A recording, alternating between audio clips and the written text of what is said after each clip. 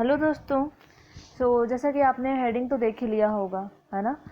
Welcome to Acme classes. आज मैं निकिता आप सबको क्लास 11 की first chapter which is some basic concepts of chemistry आज मैं पढ़ाने वाली हूँ।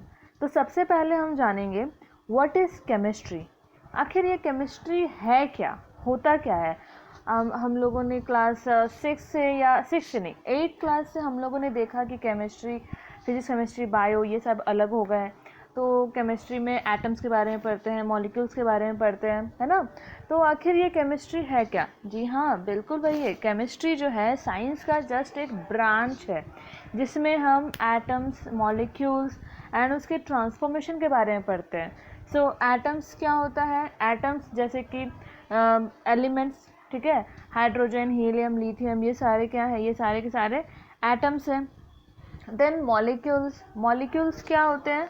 मॉलिक्यूल्स हैं जो सेम एटम्स आपस में कंबाइन होकर जब कोई न्यू सब्सटेंस बनाते हैं, जैसे कि H2, O2, N2, ये सारे क्या हैं?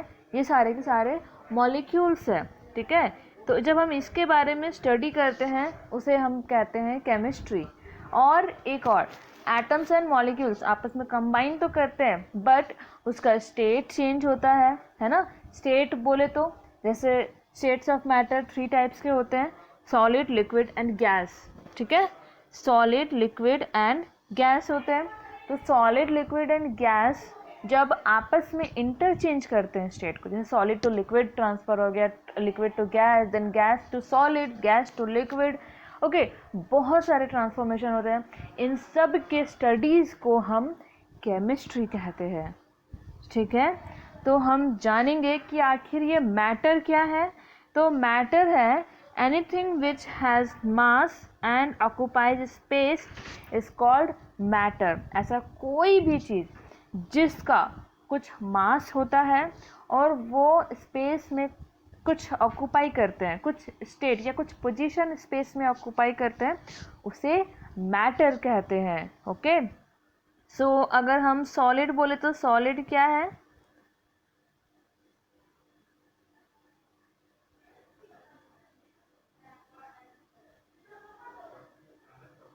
सॉलिड क्या है?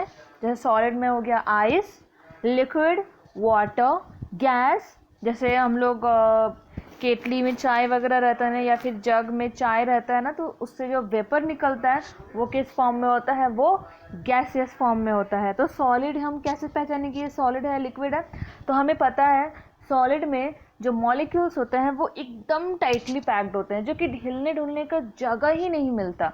जैसे कि हम देख सकते हैं कि जैसे हम मान लो एक बस में ट्रैवल कर रहे हैं, ओके, एंड उस बस में इतने ज़्यादा लोग हैं, इतने ज़्यादा पैसेंजर्स हैं कि हमें वहाँ पर पैर रखने तक का जगह नहीं बच रहा है। मतलब एकदम स्ट्रेट खड़े हैं, हिल तक नहीं सकते कहीं पे भी, ठीक है। तो ये कौन सा स्टेट हो गया? ये हो गया सॉलिड, ओके। देन लिक्विड, कि हाँ भाई जगह तो है बस खड़े होने तक का जगह है, हम बैठ नहीं सकते, ओके। तो ये कौन सा स्टेट हो गया? मतलब मॉलिक्यूल्स जो है थोड़ा थोड़ा दूर में है बट वो एक जिस कंटेनर में डाला गया है वो उसी का शेप ले लेता है, ठीक है।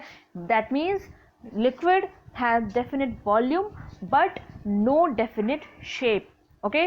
तो ये है हमारा लिक्विड, ओके। देन अगर फिर गैस में अब हम आए तो गैस में अगर हम उसी बस में हैं जहाँ पे सारे के सारे मैक्सिमम पैसेंजर्स उतर चुके हैं, या फिर हमने ऐसे बस में हम चढ़े हैं जिसमें लोग बिल्कुल भी नहीं है, आराम से हम बैठकर सोकर आराम से हम ट्रैवल कर सकते हैं, ओके, ठीक है। और गैस क्या होता है? इसका स्टेट जो होता है, मतलब गैस अगर हम कैसे पहचानेंगे? गैस जिसमें ना तो उसका कोई फिक्स वॉल्यूम होता है और ना ही डेफिनेट शेप होता है, ठीक है। तो ट्रांसफॉर्मेशन हो सकते हैं, कैसे कैसे ट्रांसफॉर्मेशन हो सकते हैं देखें यहाँ पे।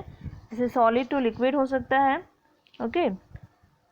सॉलिड टू लिक्विड अगर होगा तो क्या होगा? फ्रीजिंग होता है, जो वाटर है वो फ्रीज होकर आइस में कन्वर्ट हो सकता है, ठीक है। Then liquid to gas solid अगर होगा तो इसमें हम लोग क्या करते हैं? मेल्ट करते हैं, सॉरी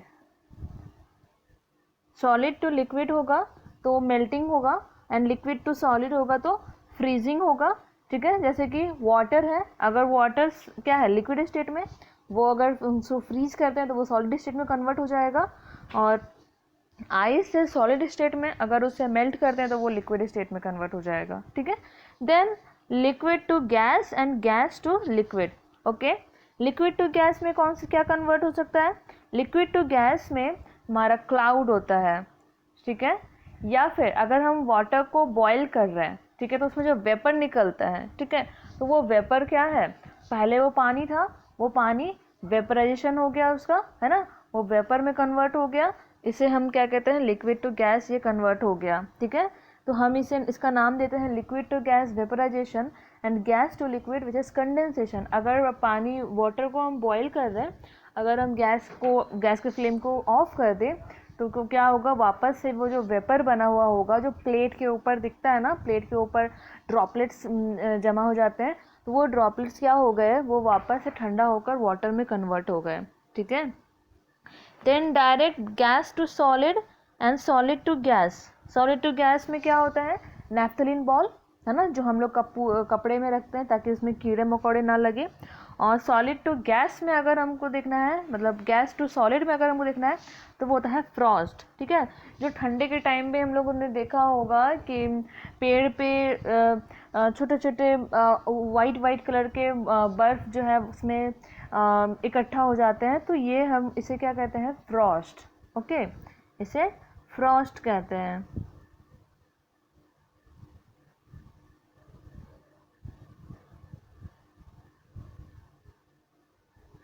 सो सॉलिड, लिक्विड और गैस जो है वो इंटर कन्वर्टेबल है। हम लोगों ने देख लिया इंटर कन्वर्टेबल कैसे, मतलब कि आपस में ही वे आप खुद इंटर कन्वर्ट हो सकते हैं, जो आपस में कन्वर्शन कर ले, ठीक है, इसे हम कहते हैं इंटर कन्वर्टेबल स्टेट्स, ठीक है। नेक्स्ट, सो अब अभी तक हम लोगों ने माइक्रोस्कोपिक लेवल में देख लिया। माइक्रोस्कोपिक मतलब एटम्स के बारे में देखा, मॉलिक्यूल्स के बारे में देखा, एंड इसके बारे में हम लोगों ने बहुत कुछ जाना, ठीक है। अब हम देखेंगे मैक्रोस्कोपिक लेवल। मैक्रोस्कोपिक लेवल मतलब बड़े अमाउंट में। अब हम छोटे छोटे अमाउंट में नहीं देखेंगे, ओके, एटम्स एंड मॉलिक्यूल्स के बारे में नहीं, अब बड़े अमाउंट में देखेंगे। तो बड़े अमाउंट में देखेंगे तो सब्सटेंस जो होते हैं वो दो टाइप के होते हैं, एक प्योर सब्सटेंस, दूसरा मिक्सचर, एक होता है मिक्सचर, ओके, जिसे हम इम्प्योर सब्सटेंस भी कह सकते हैं। प्योर सब्सटेंस में क्या मतलब क्या होता है, जिसका फिक्स्ड कंपोजिशन हो, ठीक है, जिसका फिक्स्ड कंपोजिशन हो, जैसे कि गोल्ड जो होता है, गोल्ड एक एलिमेंट है, ओके। अब जैसे गोल्ड हो गया, कॉपर हो गया, कॉपर का वायर होता है ना, ये सारे क्या है, ये सारे प्योर सब्सटेंस है, जिसमें सिर्फ और सिर्फ एक ही मेटल, इसमें कोई मिलावट नहीं होता। अब आपके ज्वेलर्स ने कुछ उसमें मिला दिया हो तो ये मेरी गलती नहीं है, लेकिन हाँ, गोल्ड जो होता है वो एकदम प्योर होता है, ठीक है। हमारा सिल्वर जो है AG, ये भी प्योर होता है, ठीक है। अब लेकिन हाँ, प्योर सब्सटेंस में सिर्फ और सिर्फ एटम्स नहीं आते या सिर्फ एलिमेंट नहीं आते, इसमें कंपाउंड भी आता है, जैसे कि H2O, वाटर, ठीक है। तो वाटर जो है वो भी एक प्योर सब्सटेंस है। हम लोग जब तक उसमें कुछ सॉल्यूशन मिला नहीं रहे हो या फिर कुछ ऐसा सब्सटेंस उसमें जब तक मिक्स नहीं कर रहे तब तक वो प्योर सब्सटेंस है, ओके। सो अब देखो, अब वो वाटर जो है वो प्योर सब्सटेंस कैसे है। अब H2O, तो हमें वाटर कहीं पे भी मिले, इसका रिएक्शन कंपोजिशन तो सेम ही होगा ना। ऐसा तो नहीं ना कि अगर हमारे घर का वाटर है तो वो H2O है, बाहर का वाटर है या फिर शॉप का जो बॉटल का वाटर होता है वो सब क्या H2O2 बन जाता है या फिर कोई और कंपोजिशन बन जाता है क्या? नहीं, H2O ही होता है। ग्लूकोज, ओके, इसका फॉर्मूला क्या होता है, C6H12O6। ये सारे क्या है, प्योर सब्सटेंस है, ठीक है। तो प्योर सब्सटेंस में हमने देखा एलिमेंट्स भी होते हैं और कंपाउंड भी होते हैं। तो एलिमेंट क्या होता है, एलिमेंट होता है जब वन टाइप ऑफ एटम हो, उसे हम कहते हैं element. For example gold, copper, okay. Compound क्या होते हैं, कंपाउंड क्या होता है, जब डिफरेंट एटम्स या डिफरेंट एलिमेंट आपस में जुड़े, आपस में कंबाइन करे, ठीक, इसे हम कहते हैं कंपाउंड। जैसे फॉर एग्जांपल H2O, ग्लूकोज हो गया, C6H12O6। तो इसके जो है कुछ प्रॉपर्टीज़ है, जैसे कि सबसे पहले तो हमने देख लिया more than one type of atom अगर कंबाइन हो इसे कहते हैं कंपाउंड। और इसकी प्रॉपर्टीज़ है, properties of a compound could be different from those of its constituent element. मतलब कि H2O जो है डिफरेंट एलिमेंट से बना, H hydrogen and oxygen. Hydrogen and oxygen के जो है दोनों की प्रॉपर्टीज जो है अलग अलग है ना, कि हाइड्रोजन जो है वो बहुत अच्छा कंबशन एटम है, मतलब वो आग जलाने में हेल्प करता है। एंड ऑक्सीजन भी सेम है ना, ऑक्सीजन से भी आग जल सकता है। जैसे कि अगर हम कैंडल जला रहे हैं या फिर घर पे हमारे लालटेन्स वगैरह होंगे, अगर उसमें बिल्कुल भी ऑक्सीजन ना मिले तो वो बिल्कुल नहीं जल सकता। लेकिन हाइड्रोजन और ऑक्सीजन आपस में मिल जाए तो वो वाटर का काम करता है, वो आग बुझाने के काम करता है ना। So hydrogen and oxygen are in gaseous state. ठीक है, हाइड्रोजन और ऑक्सीजन को अगर हम अलग अलग कर दें तो ये क्या होता है, गैसियस स्टेट में होता है। लेकिन जब कंबाइन हो जाए तो वो लिक्विड स्टेट में कन्वर्ट हो जाता है। लेकिन वाटर जो है वो लिक्विड स्टेट में है। Hydrogen and oxygen support combustion. Okay, ये कंबशन सपोर्ट करता है, मतलब ये एयर क्या बोलते हैं, फायर को सपोर्ट करते हैं। ठीक है, लेकिन जब ये दोनों मिल जाते हैं तो वो अपोज करते हैं कंबशन को। ठीक है, नेक्स्ट हम देखेंगे मिक्सचर। एक प्योर सब्सटेंस हो गया, ठीक है ना, प्योर सब्सटेंस, ओके, और एक हो गया मिक्सचर। ठीक है, मिक्सचर जो होते हैं वो क्या होते हैं, जब दो या दो से ज़्यादा सब्सटेंस आपस में मिक्स हो या किसी भी रेशियो में, उसे हम कहते हैं मिक्सचर। ठीक है, मिक्सचर के दो टाइप होता है, एक होता है होमोजेनस मिक्सचर, एक होता है हेट्रोजेनस मिक्सचर। ठीक है, होमोजेनस मिक्सचर मतलब जब हम सॉल्यूशन मिक्स कर रहे हैं यूनिफॉर्म कंपोजिशन में। ठीक है, मतलब यूनिफॉर्म कंपोजिशन हो।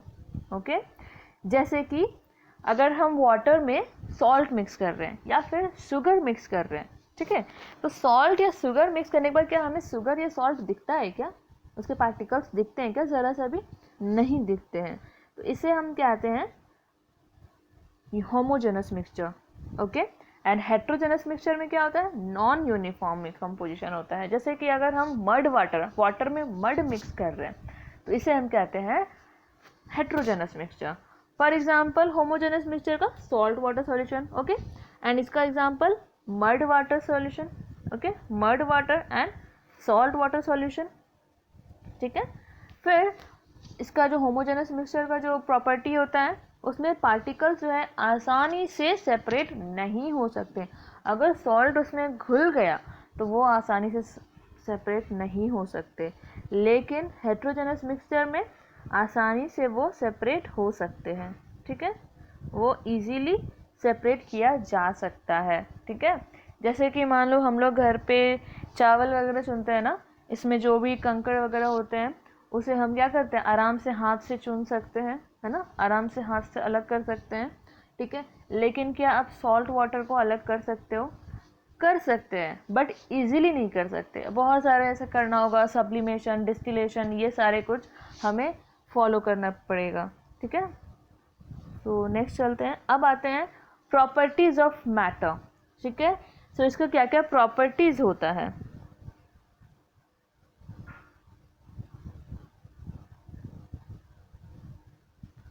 इसकी प्रॉपर्टीज क्या क्या होती हैं।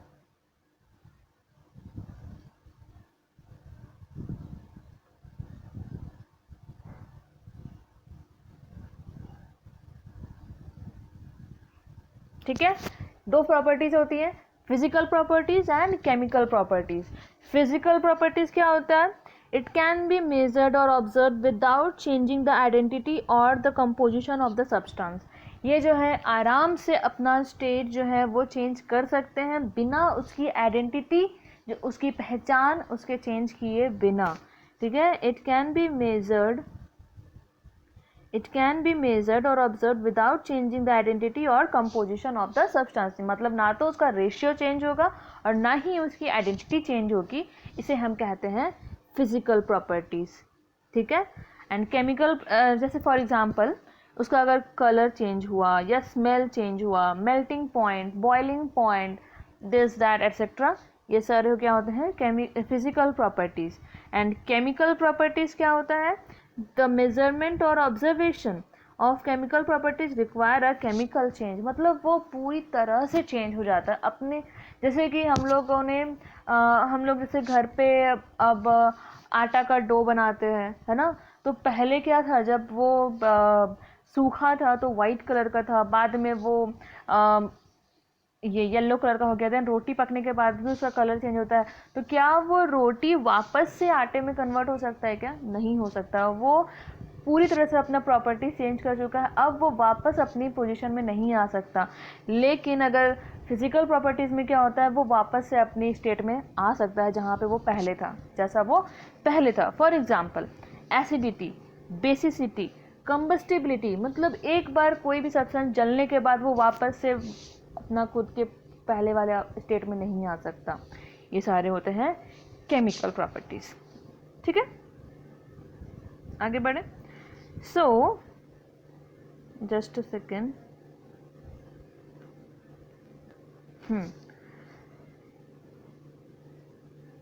सो यहाँ पर अब हम देखते हैं एसआई यूनिट होता है। अब कोई भी मैटर है, स्टेट है, ठीक है, उसके कुछ ना कुछ तो यूनिट होंगे। जैसे कि हम लोग अगर हम बोलें कि मान लो आप कहीं किसी शॉप में गए, ओके, एंड आप उन्हें बोलोगे कि भैया मुझे 2 क्लोथ चाहिए।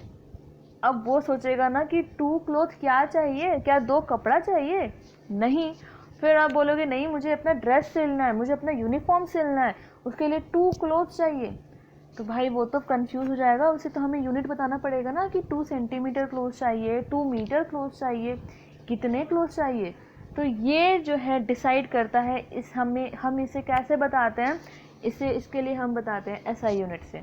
एसआई यूनिट क्या होता है, ये फ्रेंच के द्वारा दिया गया है। इसका फुल फॉर्म होता है ली सिस्टम इंटरनेशनल यूनिट, ठीक है, विच इज एसआई यूनिट।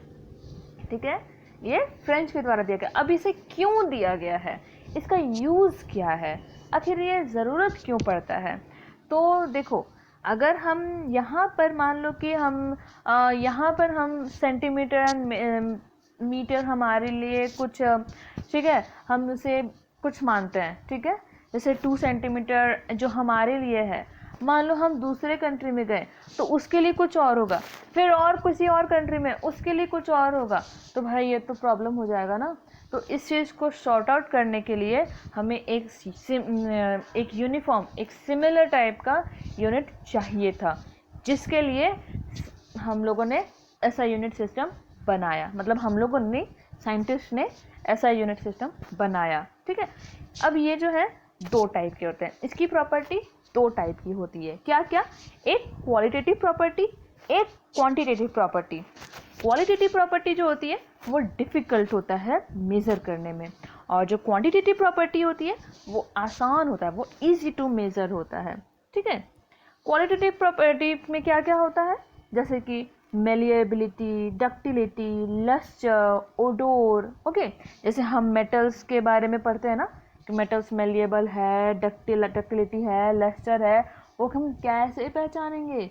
उसे मेज़र करना थोड़ा सा डिफ़िकल्ट है ना, बस थोड़ा सा है कोई। एंड फिर क्वांटिटेटिव प्रॉपर्टी क्या होता है, जैसे कि उसका हम क्वांटिटी मेज़र करते हैं, जैसे लेंथ, वॉल्यूम, हाइट, ये सारे क्या है क्वांटिटेटिव प्रॉपर्टी। अब कुछ बेसिक फंडामेंटल यूनिट होते हैं, ठीक है, बेसिक फंडामेंटल यूनिट है ये। हमारे पास 7 बेसिक फंडामेंटल यूनिट है। ठीक है, क्या क्या है? Length, mass, time, electric current, thermodynamic temperature, amount of substance, luminous intensity. ठीक है, ल्यूमिनस इंटेंसिटी। ओके, ये है 7 बेसिक फंडामेंटल यूनिट। क्या क्या हुए? Length, mass, time, electric current, thermodynamic temperature, amount of substance and luminous intensity. ठीक है, इसके सिंबल क्या क्या होते हैं? दिस। ठीक है, सो इसका ऐसा यूनिट क्या है? लेंथ का है metre, kilogram, second, ampere, kelvin. Mole एक है जो हम इस चैप्टर में पढ़ने वाले हैं, एंड कैंडेला। ठीक है, कैंडेला क्या होता है, जो लाइट के इंटेंसिटी को मेज़र करता है। ठीक है, सो ऐसा यूनिट का सिंबल क्या क्या होता है, metre for M, kilogram KG, second S, ampere capital A, kelvin K, mole this and candela C D. ठीक है,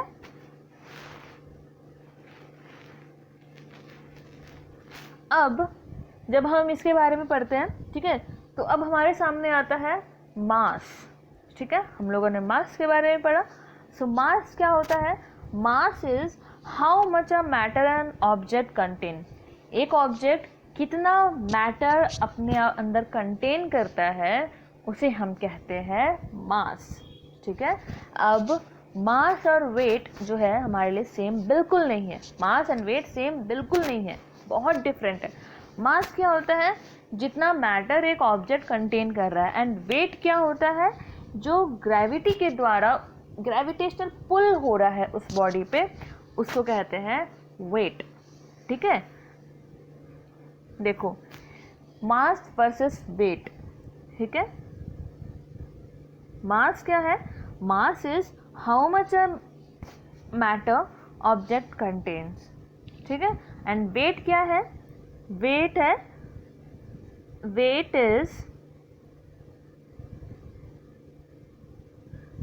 is the force exerted on a mass of gravity. ठीक है, ग्रेविटी के द्वारा जो मास पुल किया जा रहा है, फोर्स एक्सर्ट किया जा रहा है, उसे कहते हैं वेट।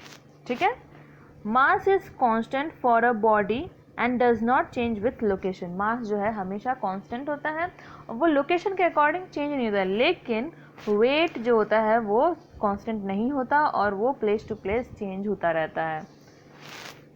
किलोग्राम इसका जो है मास का ऐसा यूनिट है, एंड वेट का जब ये ग्रेविटी के द्वारा पुल किया जा रहा है, ग्रेविटी के द्वारा फोर्स लग रहा है, तो इसका फोर्स का यूनिट होता है न्यूटन, देन वेट का भी यूनिट होता है न्यूटन। ठीक है, अब देखो यहाँ पे हमारे दो एस्ट्रोनॉट है, बड़ा हैप्पी है दोनों, है ना। क्या सोच रहे हैं ये कि देखो तो मेरा खुद का ओरिजिनल वेट इन दोनों का ही 50 kg है। ठीक है, इन दोनों का 50 kg है, बट इसका जो वेट है अर्थ में, हाँ, इसका जो वेट है, सॉरी ये वेट है, ठीक है, वेट 50 kg है। ठीक है, ये अर्थ में है, तो इसका अर्थ में जो है मास भी 50 kg है एंड वेट भी 50 kg है। बट ये जब चांद पे चला गया, या फिर इसका जो फ्रेंड है वो बोल रहा है भाई मैं मून पर आ गया, मैं तो पूरा स्लिम हो गया, मैं तो सिर्फ 8 kg का हो गया। ठीक है, तो इसका जो वेट है वो सिर्फ 8 kg का हो गया। ठीक है, या 82 न्यूटन, और इसका जो है 490 न्यूटन। माय गॉड ये तो ओवर वेट हो गया।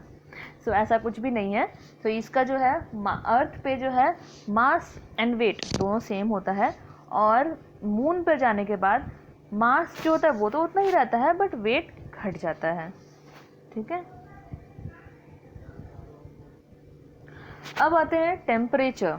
ठीक है, टेम्परेचर क्या है, टेम्परेचर सॉरी यार, टेम्परेचर ओके, टेम्परेचर जो है हम 3 टाइप्स में मेज़र करते हैं। इसका जो तुम्हारा फंडामेंटल यूनिट है, बेसिक यूनिट है, वो होता है केल्विन। ठीक है, हम हमेशा जो है हम टेम्परेचर को अगर उसका ऐसा यूनिट देखा जाए तो केल्विन में ही मेज़र करना चाहिए। ठीक है, अगर हमें न्यूमेरिकल्स भी करना होगा तो भी हम क्या करेंगे, केल्विन में ही मेज़र करेंगे। ठीक है, सो हम यहाँ पर देखेंगे 0 डिग्री सेल्सियस का, अगर 0 डिग्री सेल्सियस है तो केल्विन कितना है 273.15, एंड फ़ारेनहाइट में 32 डिग्री फ़ारेनहाइट। सो यहाँ पे ये है फ्रीजिंग ऑफ वाटर। तो फ्रीजिंग ऑफ वाटर किस में होता है, 0 डिग्री सेल्सियस में, और फ़ारेनहाइट में 32 डिग्री। ओके, अगर हम बॉइलिंग वाटर में देखें तो बॉइलिंग वाटर का 100 डिग्री सेल्सियस, इसका होगा 373 एंड इसका 212। ठीक है, और हमारा रूम टेम्परेचर तो पता ही है 37 डिग्री सेल्सियस, और room temperature sorry body temperature तो 37 degree Celsius and room temperature होता है 25 डिग्री सेल्सियस। ठीक है, अब ये जो है हम लोगों ने देख रहे हैं ये कन्वर्टिबल है। ठीक है, कन्वर्ट कैसे करेंगे, फ़ारेनहाइट को सेल्सियस में, देन केल्विन को सेल्सियस में कैसे कन्वर्ट करते हैं। फ़ारेनहाइट को अगर सेल्सियस में कन्वर्ट करना है तो 9/5 डिग्री सेल्सियस प्लस 32।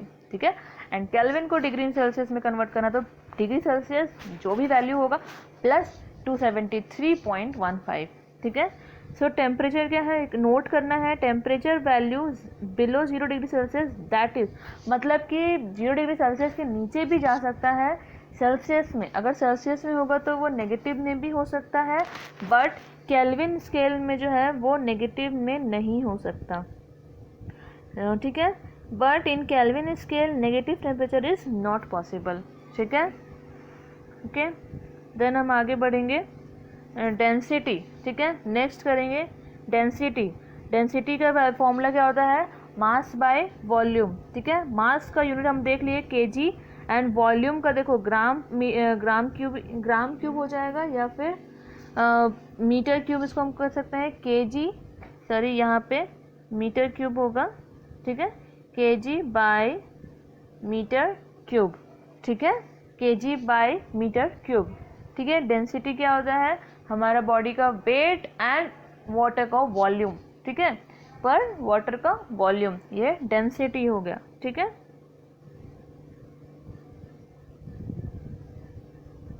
अब देखेंगे डेराइव यूनिट, ठीक है।